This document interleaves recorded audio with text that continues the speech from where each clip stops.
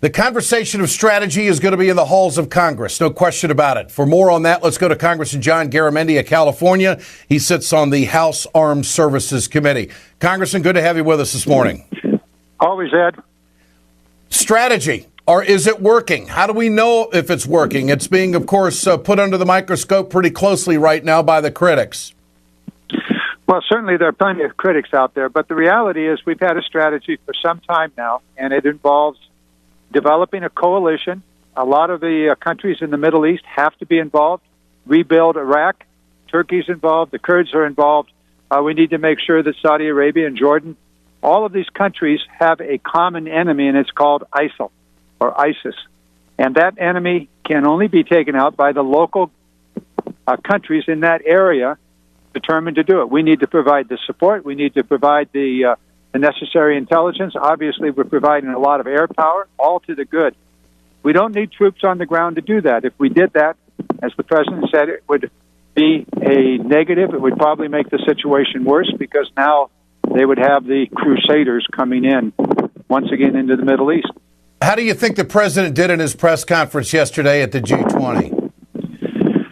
Well, most people find it that he didn't do a good job. But he's also in a very unusual situation with 20 countries, many of whom he'd been negotiating with throughout the course of the day. And there are probably a lot of things that we don't know that went on. He was having a conversation with Putin. We don't know what came of that conversation. So he was certainly measured. And the result of that measurement, or being measured and being very careful in what he said, was people didn't see the strength that they seemed to want him to have presented. And, Congressman, he would have to go back to the Congress to get approval if there were to be 100 or 200,000 troops to be engaged anywhere, wouldn't he? Well, he certainly have to get the money.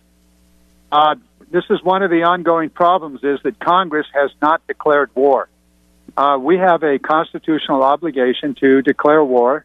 I've been saying this for a year and a half, actually longer than that we need to engage as representatives of the American people in the conversation about what exactly is the strategy, how much money are we going to spend, how many troops are we going to put on the ground, all of those issues. That's called a declaration of war, now used as an authorization to use military force.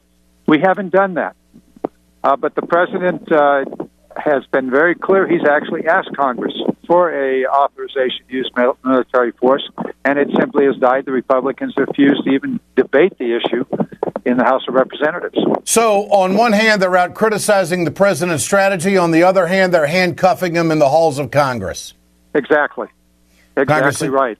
Congressman John Garamendi, great to have you with us. I appreciate your time. Thank you, John. You got it, Ed. Bye-bye. You bet.